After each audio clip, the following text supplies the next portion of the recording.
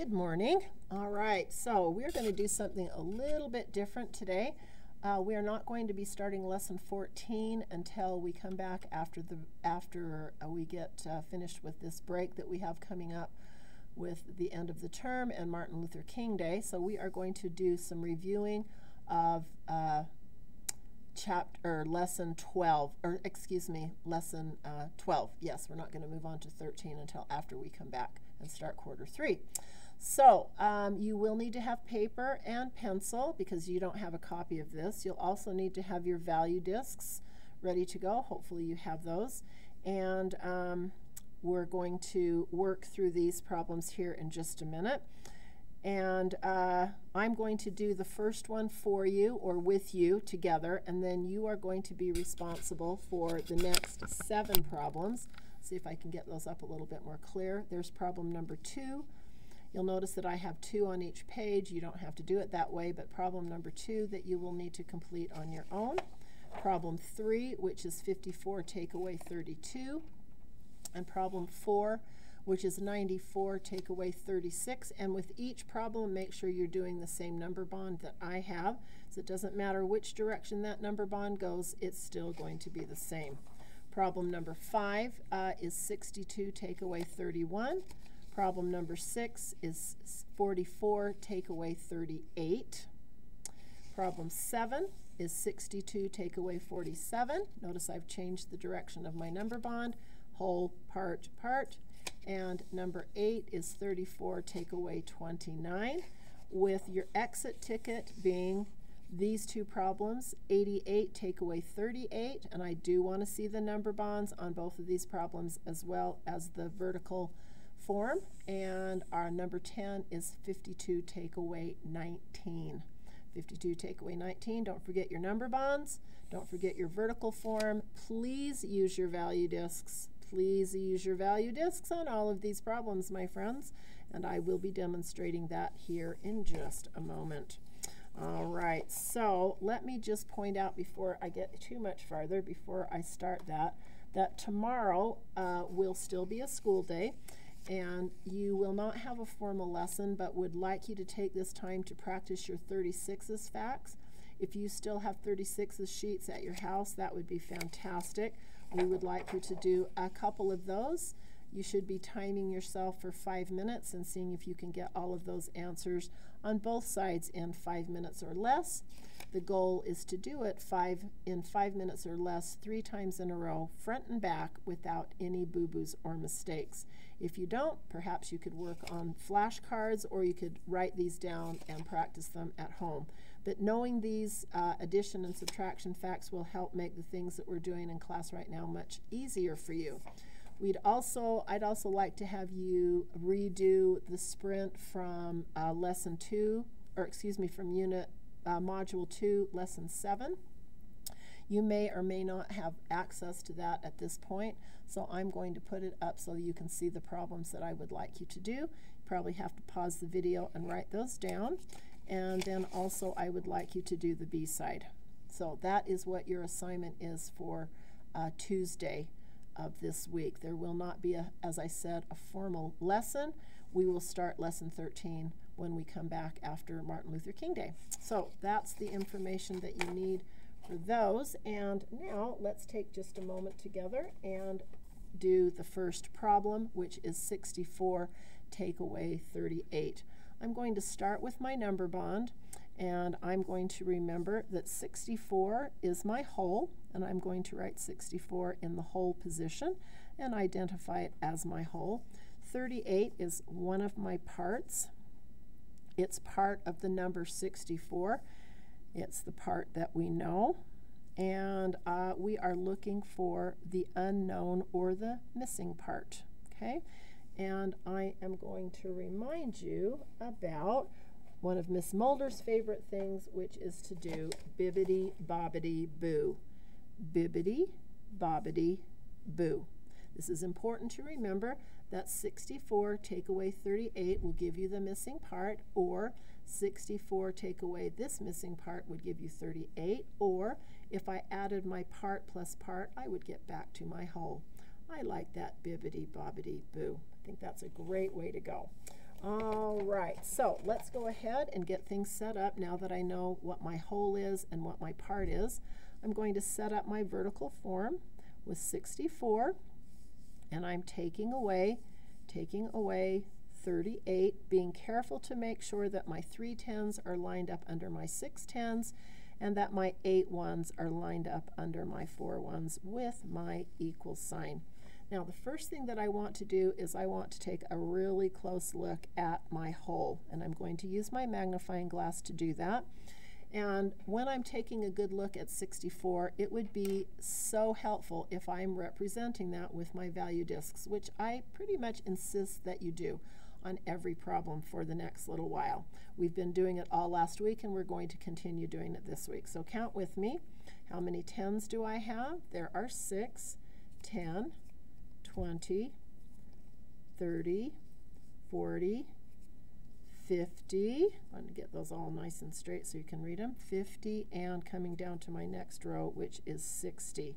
I'm hoping you're remembering to keep your value discs in rows of 5, because then it's like what we were doing at the beginning of the year when we were looking at 10 frames. So 10, 20, 30, 40, 50, 60, which is 6 tens, and I also have right here 1, 2, 3, 4 ones. And if I look at that, I have 10, 20, 30, 40, 50, 60, 61, 62, 63, 64. Okay, so I have set up or represented my whole with my value discs, and I'm going to continue to look carefully at my whole number as I ask myself the question, can I subtract 4, take away 8? So if I'm taking 8 from 4, here's my 4 right here. This 4 is represented in my with my value discs down here. So can I take 4 or 8 ones away from 4 ones? Well, I hope you answered no, because I don't have enough, which means I am going to have to decompose a 10. So I'm going to pick up a 10 and put it in my hand. There it is, right in my hand, as I take my ones, and I'm going to make an exchange for this one for 10 ones. I'm also going to be very careful to make sure that I don't mix my 10 ones up with the 4 ones that are already there. So I've got 1, 2, 3, 4, 5, 6, 7, 8, 9, and 10. There we go. So I have now, oops, I got to move that up so you can see that a little bit better.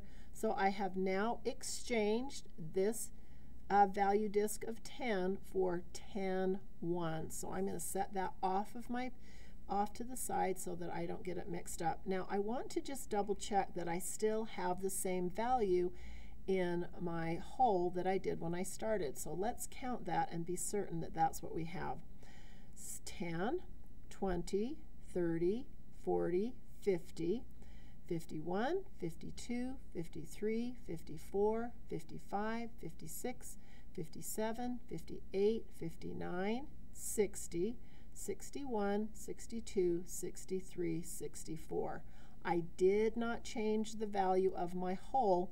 All I did was set them up with, instead of having 6 tens, now I only have 5, and instead of only having 4 ones, I now have 14.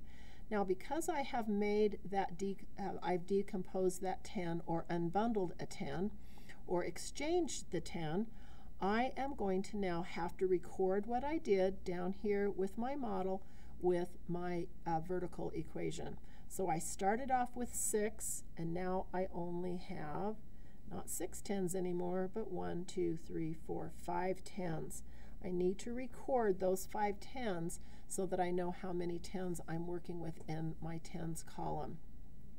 Now I need to look and see if my ones have changed. Well, when I started, I had 4 ones, but remember I broke apart or unbundled a 10 and got 10 ones. 10 ones plus 4 ones isn't 4 ones anymore. It is now 14 ones. So making sure that I know how many tens I have remaining and how many ones I now have.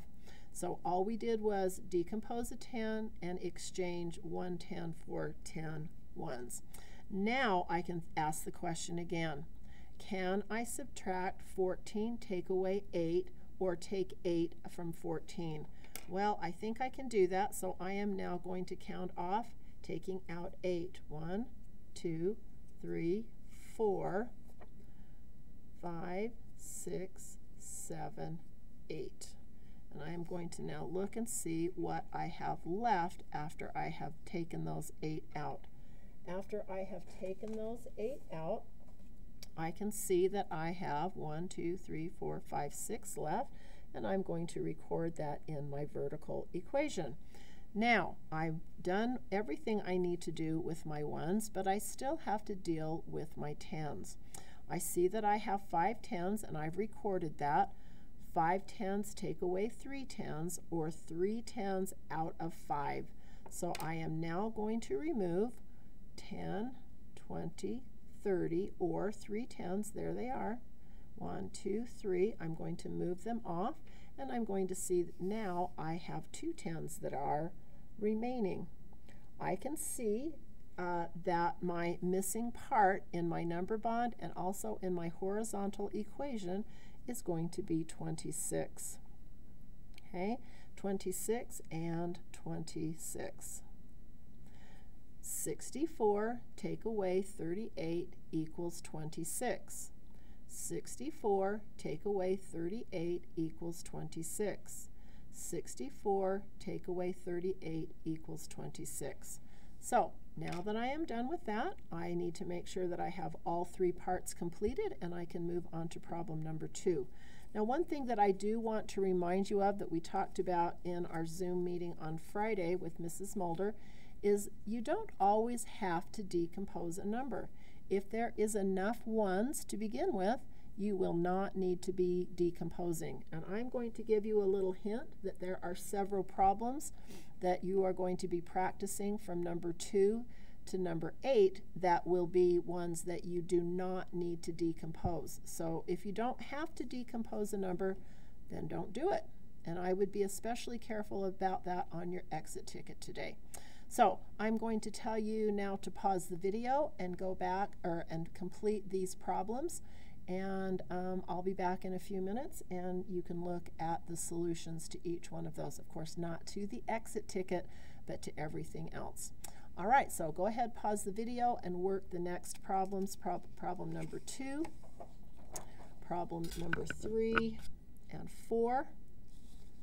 Then you're going to move on to problem number 5, as I showed you, number 6, number 7, and you'll stop on number 8. Okay? Then I would go back and I would check my work before I decided to complete the exit ticket. And please be aware on the exit ticket that I need all parts. You need to have your horizontal, you need to have your vertical, and you also need to have your number bond. Those will be, I will expect to see all of those. And my friends, use your value discs. Okay, pause the video and work those problems.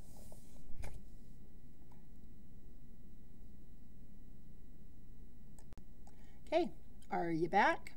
Alrighty, so we already did problem 1 together. Let's take a look at problem 2. 74 take away 36. You should have gotten 38. Your regrouping, or excuse me, your decomposing should have showed you with 6 10s and 14 1s. When you did that subtraction, you should have gotten 38, and the missing number out of your number bond would have been 36 and 38. And it would be okay if those were twisted around. It would not be a problem if you had 38 and 36. If they're not in exactly the same position, it would be okay in your number bond. All right, so there's problem number 1 and 2. Number 3, your answer should have been 22. This is one of those problems that did not require regrouping, because when I set up 54, I had 5 10s and 4 1s. I'm just going to demonstrate now that you've had a chance to practice. And when I asked myself the question, I did not put all my little magnifying glasses on these, but I'm hoping that you did. When I ask myself the question, can I take away 4, take away 2, I can see that I have more than enough to be able to take away those 2, and I did not have to decompose a 10. And then 5 tens take away 3 tens, took away those 3 tens, and I ended up with 2 tens and 2 ones, which the standard form for that number would be 22. Okay, so that one you did not have to decompose. On number 4, you did have to decompose, and I think I'm just going to write in my magnifying glass because I just forgot to put it in there. So you should have decomposed your 10 and ended up with 8 tens and 14 ones with a difference of 58. 14 take away 6 was 8, and 8 take away 3, or 8 tens take away 3 tens was 5 tens. Your whole on this one was at the bottom, and hopefully you figured out how to get that done. Let's take a look at problem number 5. Problem number 5 also, I did not have to decompose a 10. There was enough enough ones to be able to subtract there, and your difference should have been 31, and both of your numbers in your number bond should have been 31. Why? Because 31 plus 31 is 62. Or 62 take away 31 gives me 31, or 62 take away 31 gives me 31. So that would be a double. Problem number 6, you did have to decompose a 10. That left you with 3 tens and 14 ones. When you subtracted that, you should have gotten 6. If you didn't put the 0 in, that's okay, but I do like my students to know that when I take 3 tens from 3 tens, I end up with 0 tens. Having a 0 in the tens place does not change the value of the number. Up here, I didn't put the 0. Down here, I did. I have been encouraging face-to-face students to put that 0 in as a placeholder, but when I recorded it, I did not record it with a 0. And if you put it with a 0, it would be okay too, as long as it wasn't in front of it. All right, so there's your number bond for that problem. And here is problem number 7. You did have to decompose a 10, leaving you with 5 tens and 14 ones, and your difference being 17. And then again over here, you did have to decompose a 10 again. So 2 tens take away 2 tens was 0 tens, and 14 ones take away 9 ones was 5 ones, leaving you with 5. And I'm not going to turn the page because I do have that one answered on that page, and I don't want to show it to you. So once you're done with this, then make sure you get your exit ticket taken care of and get that sent to your teacher for your grade on this assignment for today. So there's your exit ticket, and just a reminder about what you're doing tomorrow on Tuesday. You are going to be practicing your 36s, and if you have access to the sprint from Module 2, Lesson 2, or you can always pause the video and write down the problems that I would like you to do for that's side B, and this one is side A. You have a great day of learning. Bye-bye.